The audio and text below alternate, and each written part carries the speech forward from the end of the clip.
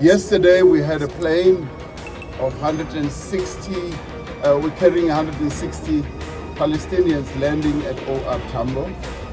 And these are people from Gaza who somehow mysteriously were put on a plane that passed by Nairobi and came here. We cannot turn them back. Even though they do not have the necessary documents and papers, these are people from a strife-torn, a war-torn country. And out of compassion, out of empathy, we must receive them.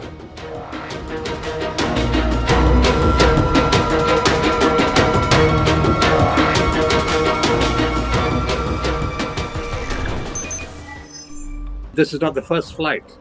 The first flight arrived on the 28th of October in the country. No one knew about this.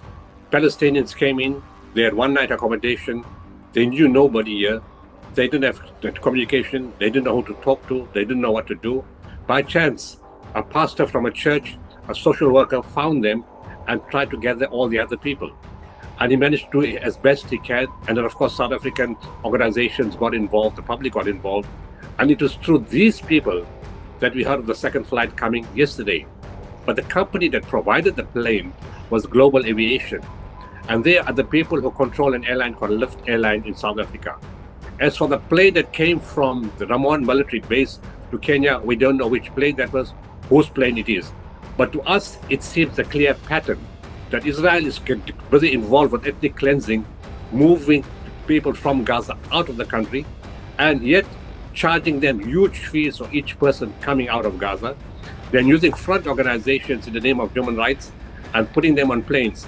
So what happened was 3 weeks ago, about 176 Palestinians were essentially trafficked out of Gaza. I'm a social worker. I was notified of some people that were out in areas, and I went out to a family and I found the first family and heard that there'd been this plane.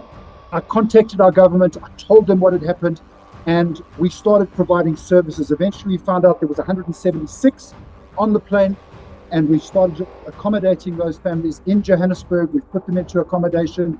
We started to provide services, medical services to them. And through that, we heard that there was another plane coming.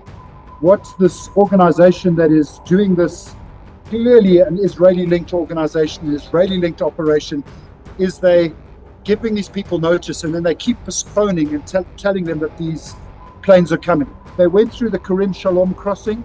At the Karim Shalom crossing, they again were told, like the previous flight, to leave all their possessions. On the previous flight, we had people who had to take their glasses off and weren't even able to take their glasses with them on the flight as they were escaping the genocide. They got on a bus at the Karim Shalom crossing without getting stamps, and then they were taken up to the Ramon airport, which is a military air force base. At the Ramon airport, they were put onto an unmarked plane. The previous flight was put on a plane by a Russian crew. This flight was put on a plane by a Romanian crew, and they were flown to Namibia.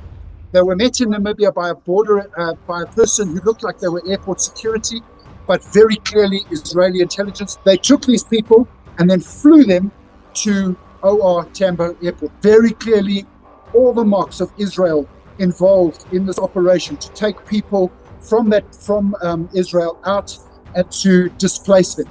What the previous plane, what they did was when people landed, people just got stamped through border control. We don't know how they got through border control. When I contacted the government was not even aware that this massive plane had come.